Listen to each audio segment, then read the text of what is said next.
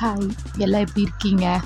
இன்றைக்கி நம்ம ஆரோ ஸ்டிச் தான் பார்க்க போகிறோம். அதுக்கு 2 லைன் கோடு வரைஞ்சிக்கலாம் எப்பவும் போல்.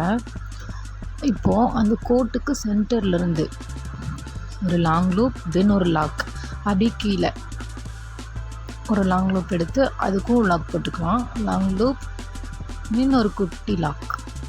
அப்புறம் நம்ம எங்கே ஆரம்பித்தோமோ அதே இடத்துக்கு கொண்டு வந்துடுங்க. அங்கேயும் லாங் லூப், ஒரு குட்டி லாக். இப்போது நம்மளுக்கு ஒரு ட்ரையாங்கிள் மாதிரி கிடச்சிருக்கு.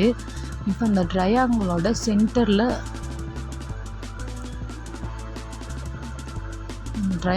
சென்டரில் ஒரு கோடு வருதுல்ல, அந்த கோடை நம்ம பிரிக்கணும். அதில் 2 லைன் இருக்கும். அதில் ஒரு ஒரு த்ரெட்டை கீழே இழுத்து ஒரு லாக் பண்ணிடுங்க. இன்னொரு த்ரெட்டை மேலே இழுத்து ஒரு லாக் பண்ணிடுங்க. அப்புறம் தென் குட்டி லாக். இதே மாதிரி தான் long loop, lock, then long loop, lock.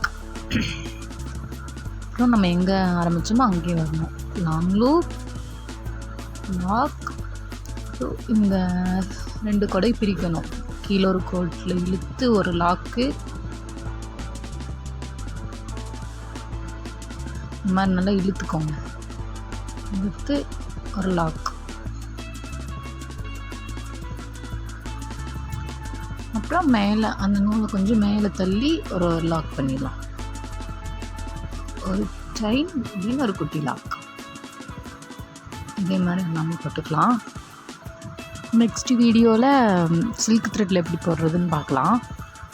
Okay friends, இந்த வீடியோ உங்களுக்கு பிடிச்சிருந்தா லைக் பண்ணுங்கள், ஷேர் பண்ணுங்கள், சப்ஸ்கிரைப் பண்ணிக்கோங்க. தேங்க்யூ.